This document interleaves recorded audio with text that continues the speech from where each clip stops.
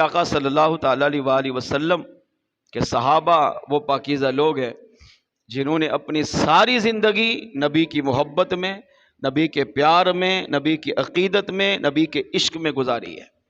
اور صحابہ کا ہر عمل یاد رکھیے گا قیامت تک آنے والے مسلمان کے لیے ایک ہدایت کا بہت بڑا نور ہے کہ اگر مسلمان صحابی کے اس عمل کو لے کر اس پر عمل کرتا ہے تو اللہ اسے صراط مستقیم پر استقامت عطا فرما دیتا ہے، ایمان بھی سلامت رہتا ہے، نبی کی محبت بھی سلامت رہتی ہے، اور اللہ قیامت تک اس طرح کے اعمال کرنے والوں کو روشن بھی رکھتا ہے، نام کو تر و تازہ بھی رکھتا ہے، اللہ اس کے ذکر کو مٹنے نہیں دیتا، اور جس طرح اللہ اسے دنیا میں عزتیں عطا کرتا ہے اسی طرح قبر و آخرت میں بھی عزتیں عطا فرمائے گا۔ اس بات کو اس روایت سے سمجھیے۔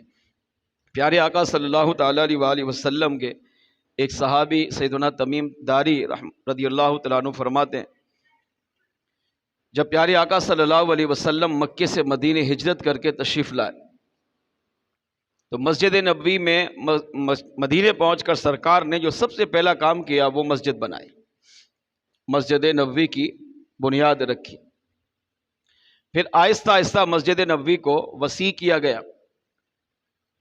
اس وقت ہمارے پاس روشنی کا انتظام نہیں تھا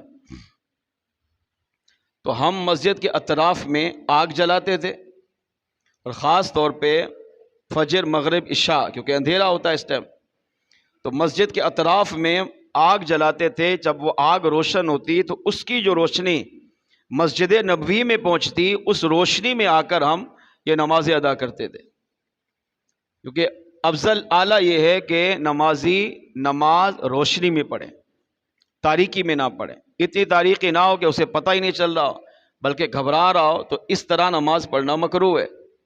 تو علماء نے کہا کہ اندھیرے سے بچ کر روشنی میں پڑھیں، روشنی نہ ہو تو روشنی کا انتظام کریں۔ تمیم داری رضی اللہ عنہ فرماتے ہیں کہ میں نے ملک شام کا سفر کیا، اور پورے مدینے کے اندر جب بھی مسلمان نماز پڑھتے تو یا تو آگ جلا کے روشنی حاصل کرتے یا پھر مسلمان چراغ جلاتے تھے۔ اب چراغ میں کتنی روشنی ہوگی، تو اس روشنی میں مسلمان اس وقت اللہ کی عبادت کرتے۔ تو میرا سفر ملک شام ہوا، تجارت کی غرض سے گیا، وہاں میں نے اپنا مال بیچا، اللہ نے مجھے بہت بڑا نفع عطا کیا۔ جب واپس پلٹنے لگا تو میں نے نفع زیادہ تھا، تو شام کے محلات کو میں نے دیکھا، مختلف لوگوں سے ملاقاتیں کی، تاجر تھے، تجارت کرتے تھے، تو مختلف مقامات پر جانا ہوا۔ تو آپ فرماتے کہ میں جب بڑے لوگوں کے محلات میں گیا، بادشاہوں کے محلات میں گیا، تو میں نے محلات میں فانوس کو لٹکے ہوئے دیکھا، جس طرح یہ فانوس بنا ہوا ہے اس دور کے، اور وہ بھی بڑے لوگوں کے دربار میں، بادشاہوں کے دربار میں عالی شان قسم کے فانوس لٹکے ہوتے، اور جس میں کئی درجنوں کے حساب سے چراغ روشن کیے جاتے، اور ایک فانوس پورے محل کو روشنی دیتا تھا۔ کہتے مجھے بہت اچھا لگا، تو میں نے سوچا کہ میں یہ فانوس خرید کر مدینے لے جاؤں، اور کیا کروں، مسجد نبی میں فانوس کو لگاؤں، اور اس سے روشنی ہوگی اور مسلمان فجر میں، مغرب میں، عشاء میں آ کر بآسانی نماز پڑھ سکیں گے۔ اب چاروں طرف گڑھے کھودنا، پھر لکڑیاں جمع کرنا، پھر آگ جلانا، یہ مشقت والا کام، پھر اس کی روشنی میں نماز پڑھنا مشقت والا کام تھا۔ تو اس سے مسجد کی خوبصورتی بھی بڑھے گی اور روشنی کا اہتمام یہ اچھے انداز میں ہو جائے گا۔ اب یہ عمل تمیم داری رضی اللہ تعالیٰ عنہ کو کسی نے سکھایا نہیں،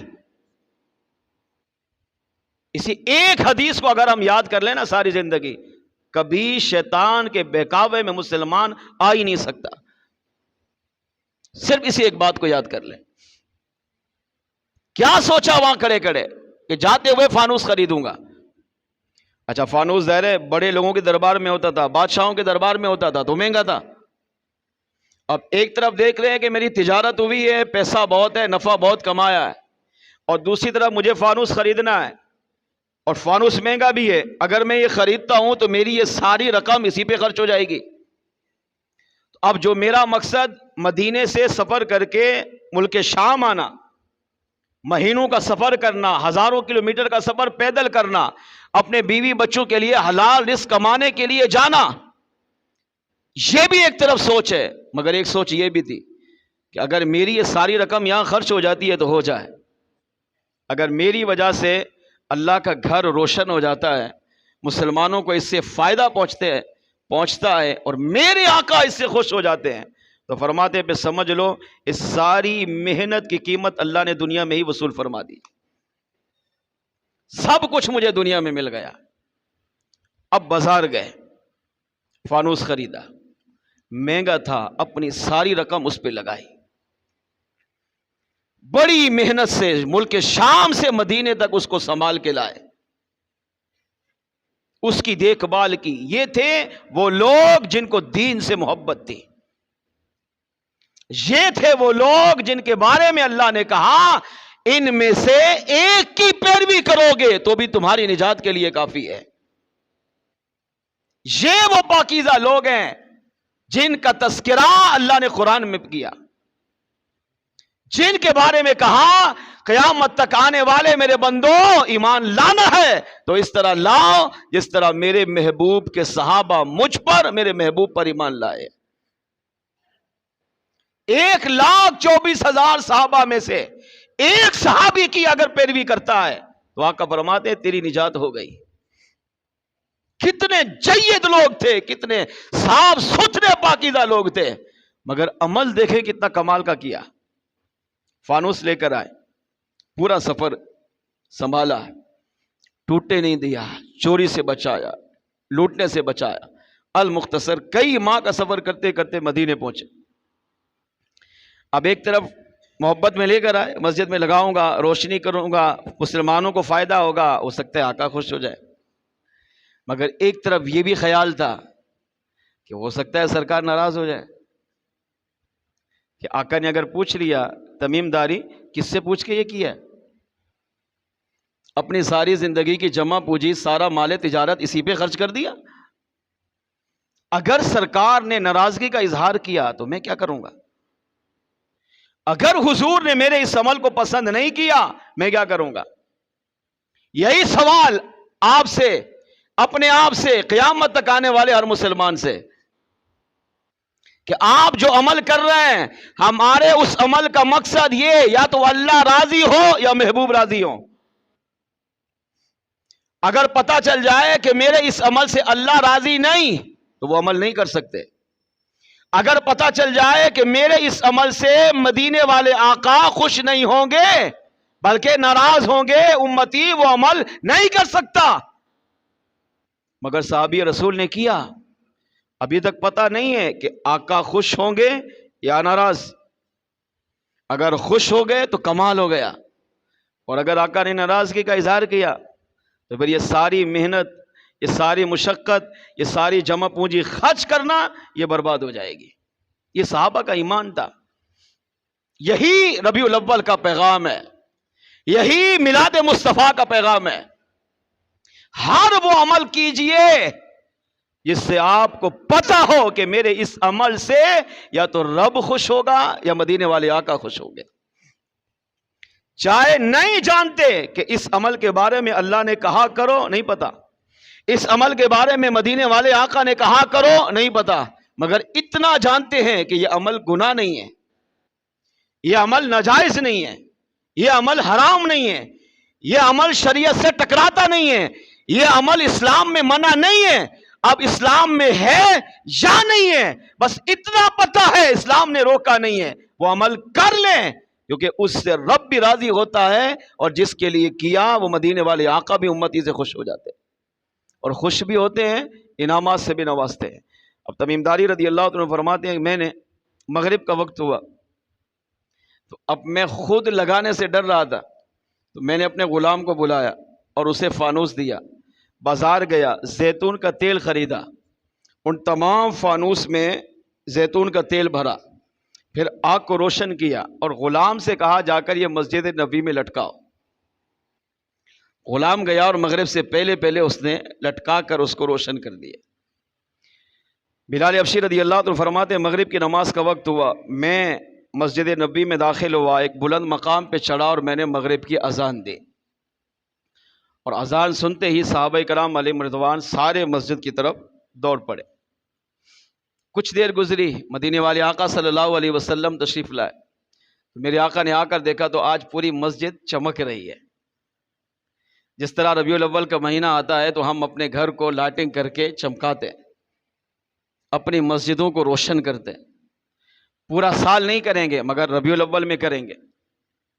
ہر نوجوان محنت کر رہا ہوتا ہے، دھوپ برداشت کر رہا ہوتا ہے، گرمی برداشت کر رہا ہوتا ہے، تکلیف برداشت کر رہا ہوتا ہے، نیند کی قربانی دے رہا ہوتا ہے، کھانے کی قربانی دے رہا ہوتا ہے، لیکن گھر کو سجانے میں، مسجد کو سجانے میں، محلے کو سجانے میں، گلی کو سجانے میں لگا ہوتا ہے۔ کیوں؟ آقا آئے تو آقا کی آمد پر چراغاں کرنا چاہیے۔ اب یہاں تمیم داری رضی اللہ تعالیٰ عنہ نے کیوں روشن کیا؟ تاکہ مسجد نبوی روشن ہو، اللہ کا گھر روشن ہو۔ اب میرے آقا صلی اللہ علیہ وسلم تشریف لائے تو پوری مسجد آج چمک رہی ہے۔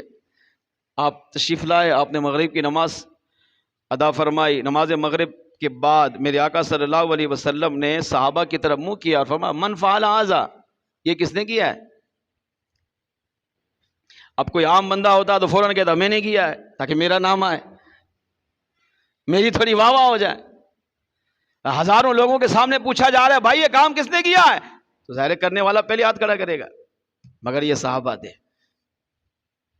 ہاں، یہ کامل مومن لوگ یہ تھے، سر جھکا لیا۔ میرے آقا نے پھر ارشاد فرمایا من فعل ھذا، کس نے کیا؟ کیا حضور نہیں جانتے تھے؟ جانتے تھے، مگر میرے آقا اس صحابی کی شان، اس کی عظمت اپنے صحابہ کو بتانا چاہتے تھے۔ مگر تمیم داری رضی اللہ عنہ فرماتے ہیں میں نے سر جھکا لیا، اپنے آپ کو چھپا لیا، سر نیچے کیا۔ کیوں؟ کہ آقا ناراض نہ ہو جائیں۔ یہ کس نے کیا ہے؟ اب یہ اپنی جگہ گھبرا رہے ہیں، جبکہ ادھر میلاد والے آقا ان کا نام لے کر اپنے صحابہ کے سامنے ان کی شان بیان کر رہے ہیں۔ پھر پوچھا من فعل ھذا، یہ کس نے کیا ہے؟ تو تمیم داری رضی اللہ عنہ تو نہیں بولے، ایک اور صحابی بول پڑے، عرض کیا یا رسول اللہ صلی اللہ علیہ وسلم یہ تمیم داری نے کیا ہے۔ اب میرے آقا صلی اللہ علیہ وسلم پر قربان، حضور نے تمیم داری رضی اللہ عنہ کی طرف توجہ کی، فرمایا تمیم داری میرے قریب آؤ۔ اب اس وقت ان کی کیفیت کیا ہوگی؟ جو پہلے ڈر رہے تھے کہ پتہ نہیں حضور کو یہ پسند آئے گا کہ نہیں، پتہ نہیں آقا اس سے خوش ہوں گے کہ نہیں، فرماتے میری گھبراہٹ میں اور اضافہ ہو گیا، میں ڈرتے ڈرتے ڈرتے حضور کے قریب آیا۔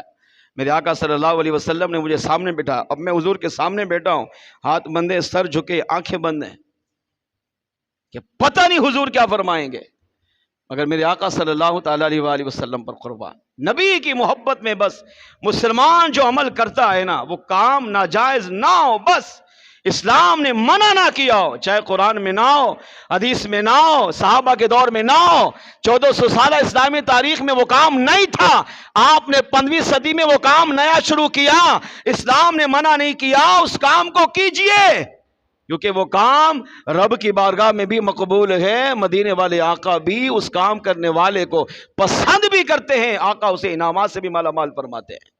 اب میرے آقا صلی اللہ علیہ وسلم نے تمیم داری رضی اللہ تعالیٰ عنہ کو دیکھ کر فرمایا تمیم داری تم پریشان ہو رہے ہو کہ آقا ناراض ہوں گے، آقا کو پسند آئے گا کہ نہیں؟ فرمایا سر اٹھا، انہوں نے سر اٹھایا اور میرے آقا علیہ السلام نے صحابہ کو مخاطب کرتے ہوئے فرمایا صحابہ میرے تمیم داری نے جو آج عمل کیا ہے، شام سے پانوس لا کر میرے گھر میں لٹکا کر مسجد نبی کو روشن کر کے یہ جو کام کیا ہے یہ عام کام نہیں، بلکہ فرمایا نورت الاسلام، اے تمیم داری تو نے خالی مسجد نبی کو روشن نہیں کیا بلکہ تو نے حقیقت میں پورے اسلام کو روشن کر دیا ہے۔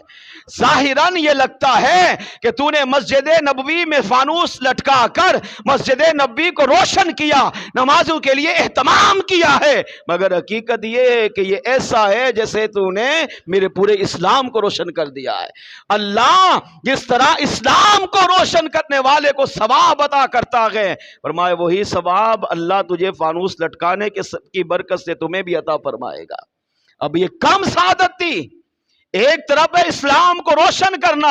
اسلام کی روشنی کا مطلب انسان اپنی ساری زندگی اسلام کی خدمت میں اتنی گزارے, اتنا کام کرے دین کا کہ کام کرتے کرتے کرتے دنیا سے چلا جائے, مگر اسلام کا نام قیامت تک, مسلمان اسلام کا نام پوری کائنات کے چپے چپے تک پہنچا دے, روئے زمین کے ہر کنارے تک پہنچائے, اتنی دین کی خدمت کرے. اور اس کی بہت ساری مثالیں ہماری 1400 سالہ اسلامی تاریخ سے بری پڑی ہے. اسلام کو تو نے روشن کیا ہے, حالانکہ مسجد کو روشن کیا تھا. مسجد کو روشن کرنا میرے آقا نے فرمایا اسلام کو روشن کیا ہے. تمیم داری فرماتے ہیں اب مجھے تھوڑی تسلی ہوئی, چہرے پر تھوڑی مسکراہٹ آئی, وہ جو گھبراہٹ خوف غم تھا وہ ختم ہوا. میرے آقا صلی اللہ علیہ وسلم پر قربان اتنا کمال کر دیا, اتنا بڑا جملہ میرے آقا نے فرمایا نورت الاسلام, تو نے چھوٹا کام نہیں کیا, بہت بڑا کام کیا, اسلام کو تو نے روشن کیا.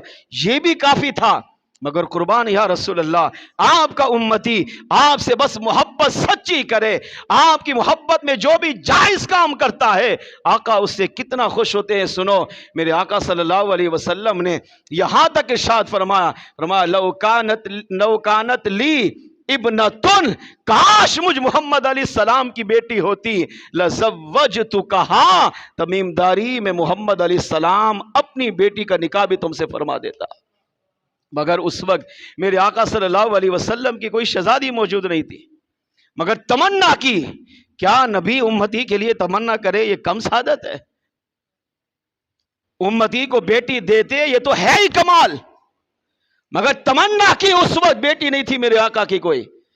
کاش میری کوئی بیٹی ہوتی, لزوجتکہا, اس عمل کے کرنے پر میں تم سے اتنا خوش ہوا کہ اگر میری بیٹی ہوتی میں محمد علیہ السلام امام الانبیاء ہونے کے باوجود اس کا نکاح تم سے کر دیتا. ایک صحابی رضی اللہ عنہ قریب بیٹھے تھے, صحابہ تھے نا, صحابہ کی ساری زندگی یہ تڑپ رہی ہے ہاں کہ آقا اپنی مبارک زبان سے کچھ کہیں, صحابہ اس کو پہلے کر دیتے. حضور کسی کو نہ بھی کہے خالی تمنا کرتے کاش یہ کام ہو جائے. صحابی کو نہیں کہتے تو جا کے یہ کام کر, کاش یہ کام ہو جائے. صحابہ کا ایمان یہ تھا کہ صحابہ اس کام کو کر کے اس کی خوشخبری مصطفیٰ کی بارگاہ میں پیش کرتے تھے.